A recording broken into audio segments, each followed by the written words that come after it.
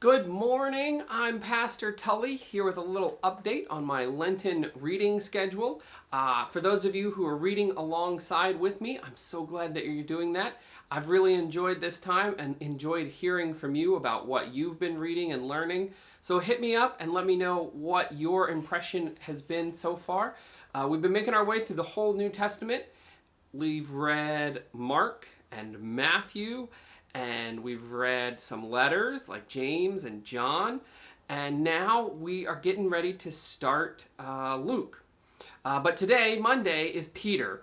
So Peter, 1st and 2nd Peter are two short letters. I got my little reading list here.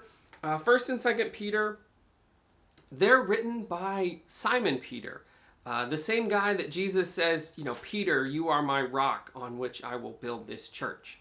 Now, remember, Peter, that's a nickname. Petros in Greek, it means rock. So really, we should think of his name, it's like a nickname, because his name was Simon, but really it's more like his name is Simon Rocky. Is he called Rocky because he was really sturdy and firm, or is he called Rocky because he was dumb? If you read the Gospels, you might get the impression that he was kind of dumb.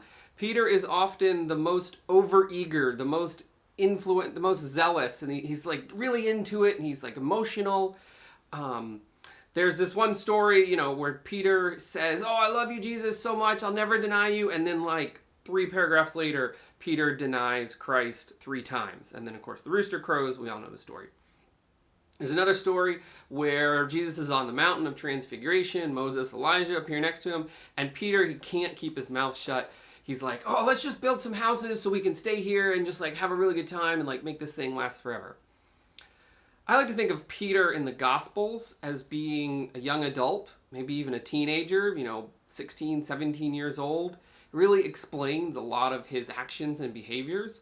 But then when you get to the letters that Peter wrote, Peter's grown up, he's matured, he's wise, he's a lot older. Maybe even old man Peter is writing these letters to his followers and to churches.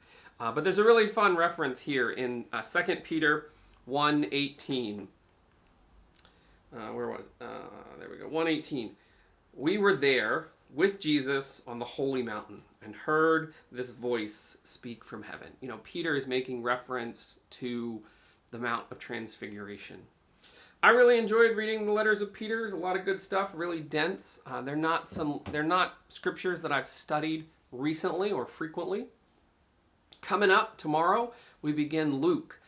This is a really good time for those of you who haven't kept up with your reading to just start over from scratch. Just start over with Luke.